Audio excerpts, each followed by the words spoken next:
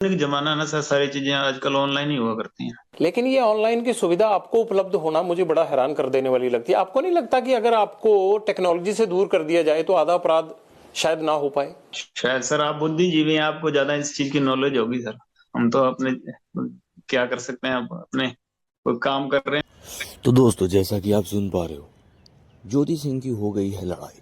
किसके साथ? वो भी बड़े जाने माने गैंगस्टर लॉरेंस बिश्नोई के साथ। और ये कोई आम बात नहीं है। और ये लड़ाई हुई क्यों है, आप भी ये चीज़ सोच के अचंभा में रह जाओगे कि ये लड़ाई हुई क्यों है। भाई, ये लड़ाई हुई है उनके पति पवन सिंह के लिए। लॉरेंस बिश्नोई का एक बयान आता है जिसकी वजह से ये लड़ाई का शुरुआत होता है। और ये लड़ाई सिंपल नहीं, ये लड़ाई में बहुत सारे भोजपुरी एक्टर्स और बॉलीवुड एक्टर्स को भी लॉरेंस बिश्नोई ने इसमें खींचा है, जिसमें जवाबी कार्रवाई करते हुए ज्योति सिंह ने कहा, अगर मेरे पति को छुआ भी या उनकी बात भी की, हम आपको छोड़ेंगे नहीं। और ये बहुत भयानक चीज़ होने वाला है, मुझे ऐसा लग रहा है। भयानक इन द सेंस कि ये अच्छा होते हुए नहीं दिख रहा है। क्यों? एक गैंगस्टर जेल में रहते हुए कुछ भी कर सकता है, कुछ भी बोल सकता है, किसी को भी इंटरव्यू दे सकता है।